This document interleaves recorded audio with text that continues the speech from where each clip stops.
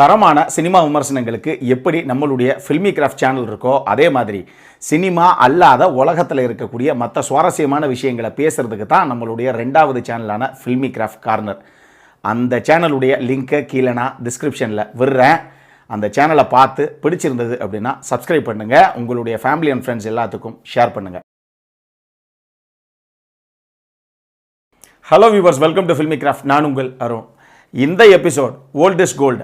அந்த காலத்தில் இருக்கக்கூடிய நல்ல படங்களை இன்னைக்கு இருக்கக்கூடிய அடுத்த தலைமுறைக்கு கொண்டு போய் சேர்க்கணும் அப்படிங்கிறதுக்காகவே ஆரம்பிக்கப்பட்ட ஒரு எபிசோடு இது.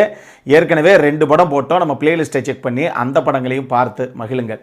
இன்னைக்கு எபிசோடில் நம்ம பார்க்க போகிற அந்த படம் என்ன அப்படின்னு பார்த்தீங்கன்னா 1964 ஒரு தமிழ் ரொமான்டிக் த்ரில்லர் படமாக வெளியான புதிய பறவை. என்னுடைய ஆல் டைம் தமிழ் ஃபேவரட் படங்களில் இந்த படத்திற்கு ஒரு முக்கியமான இடம் இருக்குது. காரணம், இந்த படம் அந்த அளவுக்கு நான் அணுவாக ரசித்து பார்த்த ஒரு படம். முதல்ல இந்த படத்துடைய ஒன்லைன் ஸ்டோரி என்ன அப்படின்னு நம்ம பார்த்துடலாம். ஒரு மிகப்பெரிய கோடீஸ்வரர், சிங்கப்பூர்லேருந்து இந்தியாவுக்கு வர்ற ஒரு கோடீஸ்வரர், அவர் தன்னுடைய அப்பாவும் சரி தன்னுடைய மனைவியும் சரி இறந்து போயிட்டாங்க அப்படின்னு சொல்லி சோகமாக இருக்கிறாரு. அப்படி மனசு வெதும்பி போய் இருக்கிற ஒரு தருணத்தில் அவர் பார்க்குற ஒரு அழகான பொண்ணு, அந்த பொண்ணு மேலே காதல் வயப்படுறாரு. அந்த பொண்ணும் திருப்பி காதல் பண்ணுறாங்க. ஆனால் ஒரு தருணத்தில் இவருடைய இறந்து போன மனைவி திருப்பியும் வந்து இவர் முன்னாடி நிற்க, இதுக்கப்புறம் தான் பிரச்சனையே ஆரம்பிக்குது. இதுக்கப்புறம் இந்த கதையில் நடந்த சுவாரஸ்யங்கள் என்னென்ன அப்படிங்கிறது தான் இந்த படத்துடைய ஒன்லைன் ஸ்டோரியை. இப்போ இந்த படத்துடைய டீட்டெயில் ரிவ்யூக்கு போகலாம். முதல்ல இந்த படத்துடைய கதை என்ன அப்படின்னு நம்ம பார்த்துருவோம். படத்தில் நம்ம ஹீரோவோட பேர் கோபால். இவர் ஒரு மிகப்பெரிய கோடீஸ்வரர். பேசிக்காகவே இவங்க அப்பா இவங்க அம்மா எல்லாரும் சிங்கப்பூருக்கு பிஸ்னஸுக்காக போனவங்க. திருப்பி வரும்போது இவர் மட்டும்தான் வர்றாரு. அப்பா அம்மா 2 பேரும் இறந்து போயிடுறாங்க. இதன் காரணமாக மனசில் ஒரு மிகப்பெரிய வருத்தத்தோடு இருக்காரு. இதில் அப்பா அம்மா இறந்து போனால் பரவாயில்ல, இவருக்கு கல்யாணமாகி ஒரு மனைவியும் இருக்காங்க. அந்த மனைவியும் இறந்து போயிடுறாங்க ஒரு தருணத்தில். இதனால் மனசு ஒடிஞ்சு போய் தான் இருக்கிறாப்புல. ஆனால் படத்துடைய முதல் காட்சியிலேயே இவர் சிங்கப்பூரில் இருந்து இந்தியாவுக்கு வர்ற ஒரு க்ரூஸ் ஷிப்பு, அந்த கப்பலில் தான் வர்றாரு. அப்படி பைனாகுலரில் அழகாக பார்த்துக்கிட்டு இருக்கார். அப்படி கடலுடைய அழகை ரசிச்சுக்கிட்டு இருக்காப்புல. டக்குன்னு பார்த்தா பக்கத்தில் உட்காந்துருக்காங்க ஒரு அம்மா. அவங்களுடைய பேர் லதா. அவங்க தான் படத்துடைய கதாநாயகி. ஈஸி சேரில் அப்படி ஜம்முன்னு உட்காந்து ஒரு பேப்பரை படிச்சுக்கிட்டு இருக்காங்க. இவர் பின்னாடி அந்த பினாகுலரில் பார்த்துக்கிட்டே வந்தவர் அந்த காலை தடிக்க விட்டுறாரு. டக்குன்னு 2 பேரும் ஒருத்தர்கிட்ட ஒருத்தர் ஐயோ தெரியாமல் நடந்துருச்சுங்க அப்படின்னு மன்னிப்பு கேட்குறாங்க. அங்கே ஆரம்பிக்குது இவங்களுடைய முதல் காதல். இப்போ இவங்க 2 பேரும் பார்க்குறாங்க. பார்த்து பேசும்போது அப்போத்தான் அந்த உட்கார்ந்துருந்த கதாநாயகிக்கு அப்பா ஒருத்தர் இருக்காரு அப்படின்னு சொல்லி அவங்க அறிமுகப்படுத்துகிறாங்க நம்ம கதாயன்கிட்ட. இவங்க எல்லாரும் நல்லா பேசி பழகுறாங்க. இப்போ இவங்க வந்த கப்பல் ஒரு வழியாக இங்கே வந்து சேர்ந்துருது. அப்போ தான் ஒரு விஷயம் நமக்கு இவங்க பேசுறதுலேருந்து தெரிய வருது. கதாநாயகன் இங்கேருந்து ஊட்டிக்கு போகிறாப்புல. ஊட்டியில் ஒரு மிகப்பெரிய பங்களா, ஆயிரக்கணக்கான ஏக்கர் பரப்பளவில் எஸ்டேட்ஸ் எல்லாம் அவருக்கு சொந்தமாக இருக்குது. அங்கே போகிறார். இவங்க சொந்த வேலை விஷயமாக அப்படி ஒரு ட்ரிப்பு ஜாலியாக போயிட்டு வரலான்னு சொல்லி வந்தவங்க அப்பாவும் பொண்ணும். இப்போ இவர் நேராக வீட்டுக்கு போயிடுறாரு, பங்களா வீட்டுக்கு போயிடுறாரு. போயிட்டு திருப்பியும் மறுநாள் ரேஸ் கிளப்புக்கு போகலாம் அப்படின்னு ஊட்டியில் இருக்க ரேஸ் கிளப்புக்கு போகும்போது திருப்பியும் யதார்த்தமாக இதே 2 பேர்த்த அங்கே பார்க்குறாரு. யார்? ஹீரோயினுடைய அப்பாவையும். இப்போ இவருக்கு ஒரு மிகப்பெரிய ஆச்சரியம். என்ன திருப்பி நம்ம மீட் பண்ணுறோம், திரும்பி அடிக்கடி தானாகவே நடக்குது இந்த விஷயங்கள்லாம் அப்படிங்கிற மாதிரி இவருக்கு ஒரு ஆச்சரியம். அப்பையும் அவங்க எந்த ஹோட்டலில் தங்கியிருந்தாங்களோ, யார் கதாநாயகி அவருடைய அப்பாவும், அந்த ஹோட்டல் அந்த அளவுக்கு ரொம்ப கன்வீனியன்ட்டாக இல்லை, ஏதோ தங்கியிருக்கோங்க அப்படிங்கிற மாதிரி ஹீரோயினோட அப்பா சொல்ல போக நம்ம ஹீரோ ஒரு ரெக்வஸ்ட்டை வைக்கிறாப்புல. நீங்கள் இருக்கிறது கொஞ்ச நாள் தான், என் வீடு வந்து அவ்வளவு பெரிய மாளிகை, ஆனால் தனி ஆளாக நான் ஒருத்தன் தான் இருக்கேன், வேலைக்காரங்களை தவிர யாரும் பெருசாக கிடையாது. நீங்கள் ஏன் கூட வந்து உங்களுக்கு ஆட்சேபனை இல்லைன்னா அங்கே தங்கக்கூடாது அப்படிங்கிற மாதிரி ஒரு ரிக்வஸ்ட் வைக்க போக முதல்ல ஹீரோயின் முடியாதுங்கிறாங்க. அதுக்கப்புறம் அவங்க அப்பா வந்து கன்வின்ஸ் பண்ணி கடைசியில் சரி போய் தங்கலாமா அப்படின்னு டிசைடும் பண்ணுறாங்க. இப்போ ஒரே வீட்டுக்குள்ளே கதாநாயகி ஒன்றாகவே வந்தாச்சு. அதுக்கப்புறம் காதல் எப்படி பற்றிக்காமல் இருக்கும்? ஸோ ஒருத்தர் மேலே ஒருத்தர் காதல் வயப்படுறாங்க. இத்தனைக்கும் கதாநாயகனை பொறுத்தளவுக்கு அந்த மாதிரி தங்கம்னா தங்கம், சொக்க தங்கம், அப்படி ஒரு கதாபாத்திரமாக வடிவமைக்கப்பட்ட ஒரு கதாபாத்திரம் தான் அது. இதன் காரணமாக கதாநாயகிக்கு ரொம்ப பிடிச்சி போயிடுது. அவங்களும் அவ்வளவு ஒரு அழகு பதுமையாக இருக்கிறனால கதாநாயகனுமே ஈஸியாக காதல் வயப்பட்டுறார். இப்படி இருக்க ஒரு தருணத்தில் ஒரு நாள் நைட்டு வெளியே போய் ஜாலியாக சுற்றிட்டு வீட்டுக்கு வர்ற தருணத்தில் ஆந்த வேலை ஒரு ரயில்வே கேட்டு, ஒரு லெவல் கிராசிங் ரயில்வே கேட்டு ஒன்று மூடப்பட்டிருக்கு. காரில் 2 பேரும் உள்ளே உட்காந்துருக்காங்க. இப்போ ட்ரெயின் அந்த பக்கம் கிராஸ் ஆகுது. தூரத்தில் இருந்து ட்ரெயின் சத்தம் கேட்கும் போதே கதாநாயகனுடைய முகம் சரியில்லை, அவருக்கு ஏதோ ஒரு பிரச்சனை ஆகுது. இப்போ அந்த ட்ரெயின் பக்கத்தில் அப்ரோச் பண்ண இவருடைய முகபாவங்கள் கம்ப்ளீட்டாக மாறுது, பயங்கரமாக வேர்த்து ஊத்துது, ரொம்ப பதபதைப்புக்கு உள்ளாகிறாரு. இது எதுக்கு அப்படின்னு கதாநாயகிக்கு புரியலை. அப்போ கோபால் உங்களுக்கு என்ன பிரச்சனை, இருக்கிறது ஏதாவது இருந்தால் சொல்லுங்கள். ஏன்னா இதுக்கு முன்னாடி ஒரு தடவை நம்ம போயிட்டு வீட்டுக்கு வரும்போதும் இதே மாதிரி தான் உங்கள் முகம் தெளிர்ச்சியாக இல்லை. இந்த ட்ரெயின் கிராஸ் ஆனாலே உங்களுக்கு ஏதோ உங்களுக்குள்ள ஒரு பதபதைப்பு உண்டாயிருது. இது எதன் காரணமாக அந்த பிரச்சனை வருது?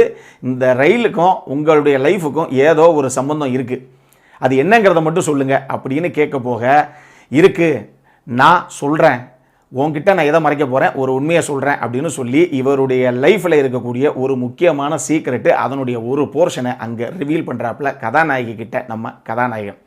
இதுக்கப்புறம் இந்த படத்தில் என்னென்ன சுவாரஸ்யங்கள் நடந்தது அப்படிங்கிறது தான் இந்த படத்துடைய மொத்த கதையை. இந்த படத்தை பொறுத்தளவுக்கு எனக்கு ரொம்ப ரொம்ப பிடிச்ச விஷயங்கள் என்ன அப்படின்னா, இது தாதா மிராசியுடைய படம், அவர் தான் இயக்குனது. ஆனால் இந்த படம் தமிழ் ரசிகர்களை, பெருவாரியான ரசிகர்களை கவர்ந்த ஒரு படம். பெருவாரியாங்கிறத விட அவ்வளோ பேரையுமே கவர்ந்த ஒரு படம் அப்படின்னே நீங்கள் சொல்லலாம். ஆனால் இந்த படம் ஒரு ரீமேக் படம் அப்படிங்கிறது பல பேருக்கு தெரியாது.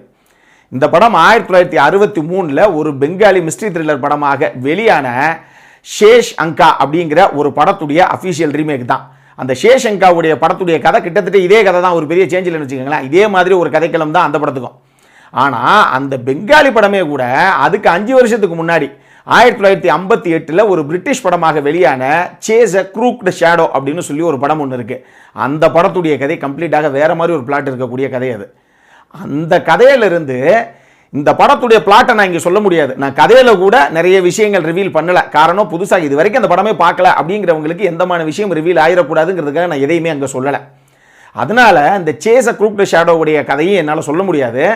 இந்த படத்துடைய மெயின் கதை அப்படின்னு பார்த்தீங்கன்னா, அந்த கதையிலிருந்து இன்ஸ்பயர் பண்ணப்பட்ட ஒரு படம் தான் அந்த பெங்காலி படம். இந்த பெங்காலி படத்தை அப்படியே தான் அவங்க ரீமேக் பண்ணியிருக்காங்க. அதில் ஒரு பெரிய விஷயம் கிடையாது.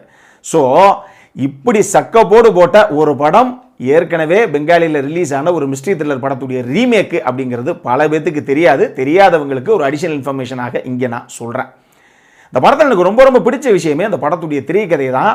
சீனுக்கு சீனு அவ்வளவு சுவாரஸ்யமாக போகக்கூடிய ஒரு கதை. ஒரு சில படங்கள் மட்டும் தமிழில் அந்த படம் ஸ்டார்டிங்லேருந்து பார்க்கணுங்கிறதே கிடையாது. ஏன்னா சிடியே அந்த காலத்தில் இருக்க அந்த விசிஆர் விசிபி கேசட்ஸ்லாம் வச்சுப்போம் பாருங்க, அந்த கேசட்டே தேய உட்காந்து பார்த்த படங்கள் இதெல்லாம் நான்.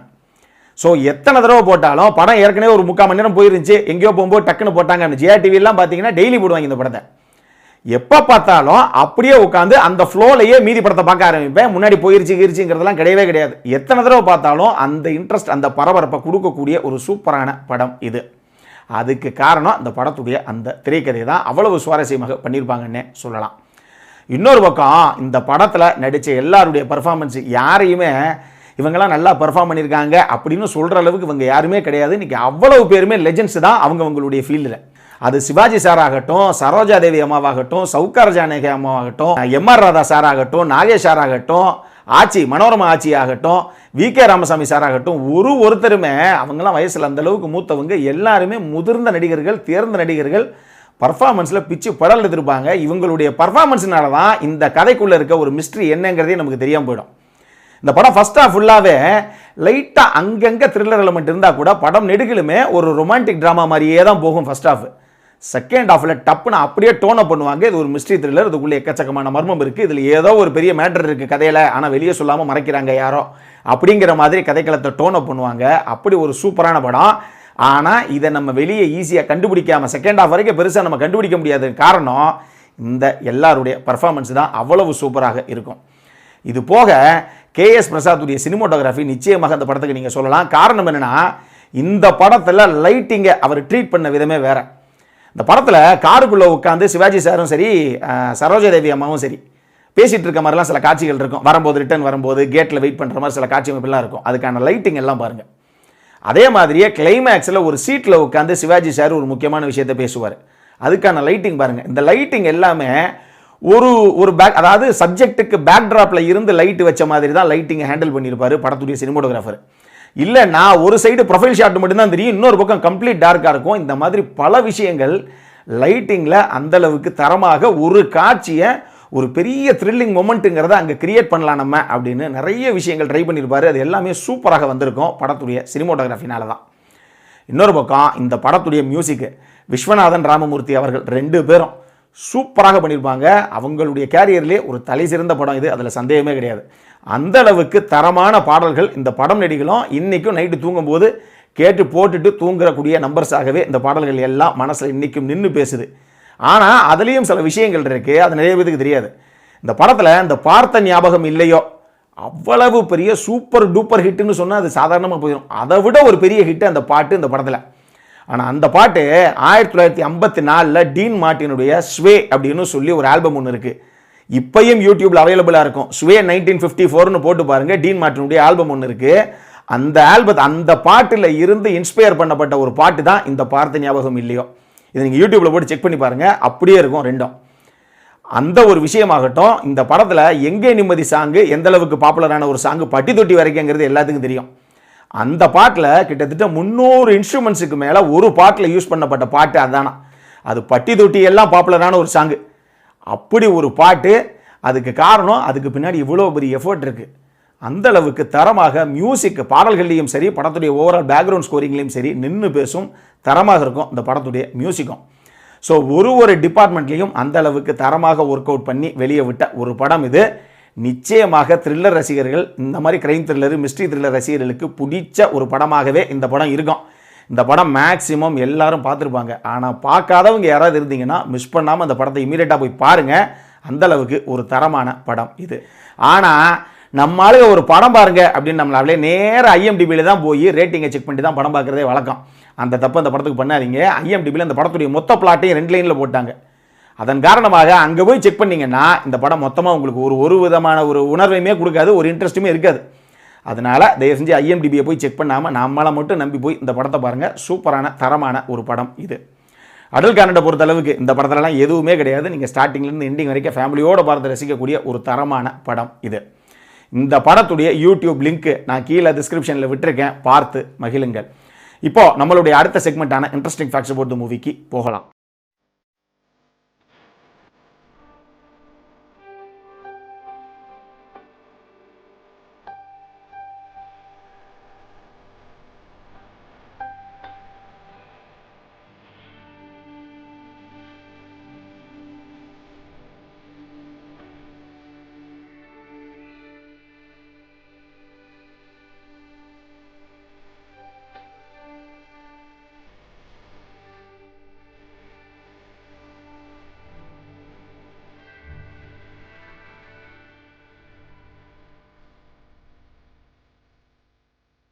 இந்த வீடியோ பிடிச்சிருந்ததுன்னா லைக் பண்ணுங்க, ரொம்ப பிடிச்சிருந்ததுன்னா உங்க ஃப்ரெண்ட்ஸ் எல்லாத்துக்கும் ஷேர் பண்ணுங்க.